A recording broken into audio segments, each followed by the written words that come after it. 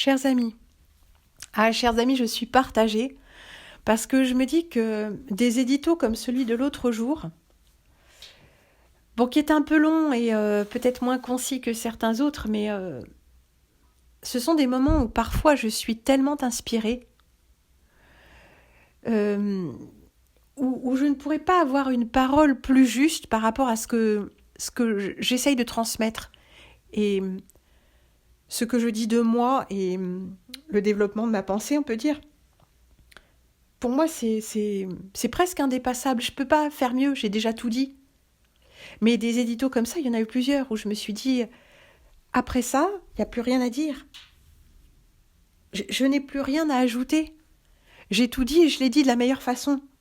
Mais en fait, c'est comme si ça appelait une suite. Forcément, ça appelle une suite parce que je continue à être là dans ce monde qui se désagrège autour de moi et vous aussi. Ça appelle une suite parce que vous aussi appelez une suite. L'appeler de vos vœux, l'appeler à votre manière. Bien sûr qu'il y a une attente et j'entends cette attente, mais comme si moi j'avais pas d'attente. Donc à chaque fois, je me dis je devrais arrêter là, ce serait plus sage. Mais déjà, est-ce vraiment plus sage ? Première question. Suis-je sage ?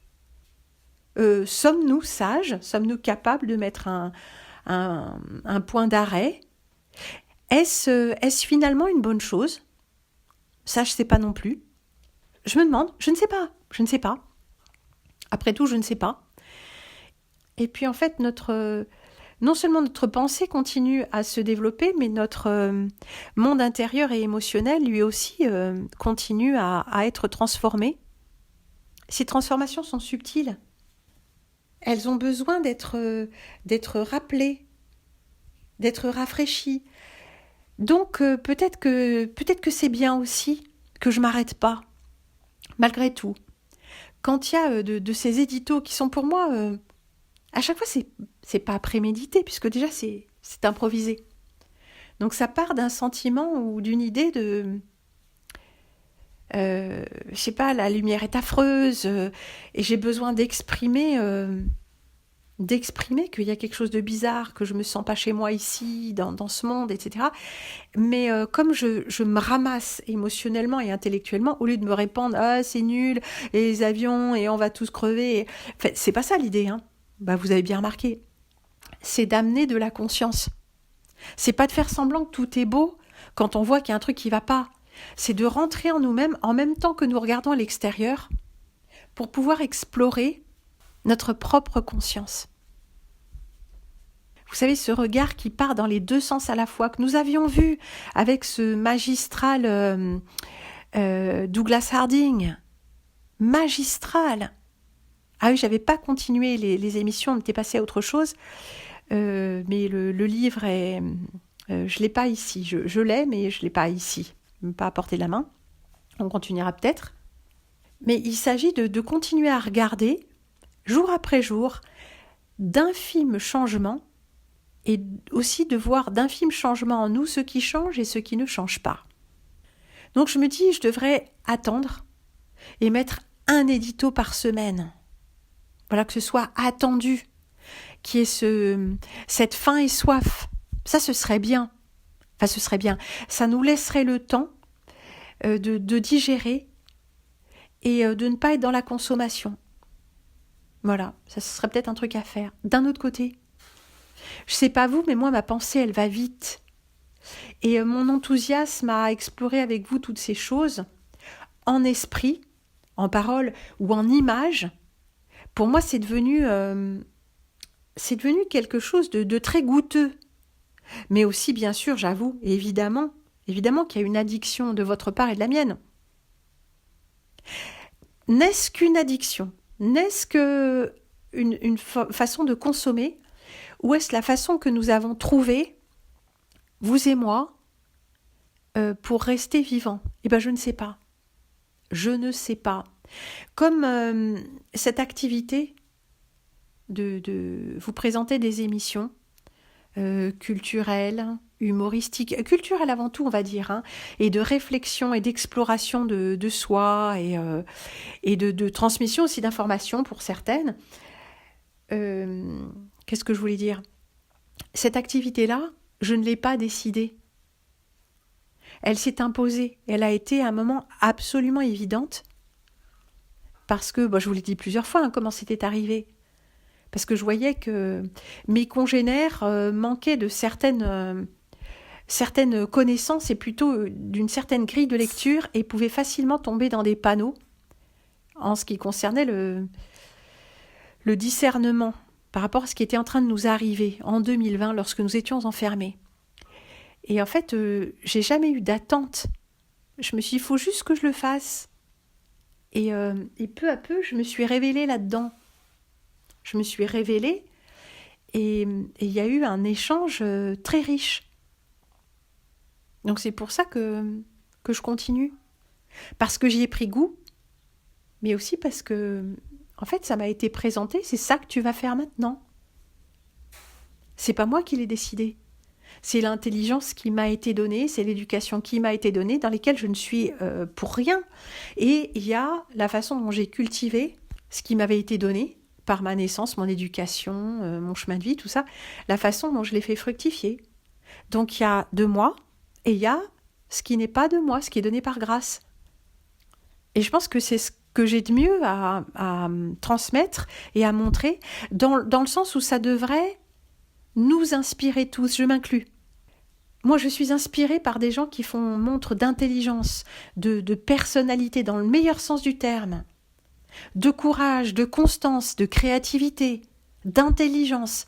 Je suis très inspirée par tous ces gens qui ont écrit des livres, qui peignent des tableaux, qui dans les temps passés et actuellement, les gens qui font des choses, qui cultivent leur talent, qui apprennent de nouvelles choses, qui jouent de la musique dans le milieu traditionnel. Il y a des gens, la façon dont ils jouent, dont ils touchent le violon, c'est pour moi, ça ouvre des espaces intérieurs infinis.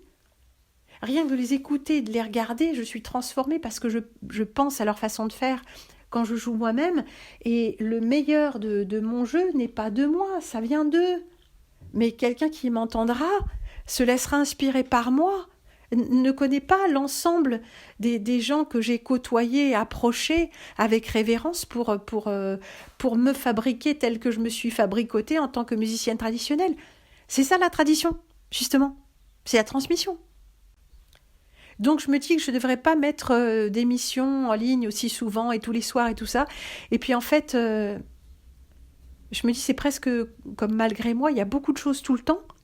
Et cette volonté de retenir pour qu'il y ait une envie et créer un besoin, c'est aussi un contrôle. Alors j'oscille entre tendance à la consommation, à la boulimie, pour vous comme pour moi, et rétention, contrôle. Alors je ne sais plus trop quoi faire. Donc en fait, on va fonctionner comme on fonctionne depuis toujours. On va naviguer à vue.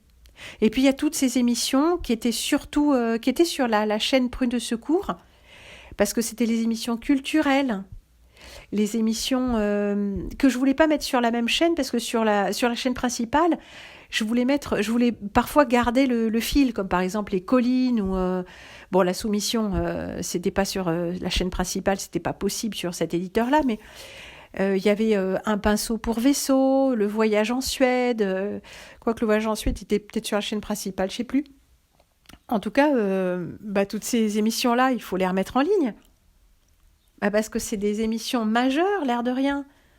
Mais il y en a qui trouvent que c'est de la gnognotte ou c'est pas intéressant, mais c'est exactement mon propos.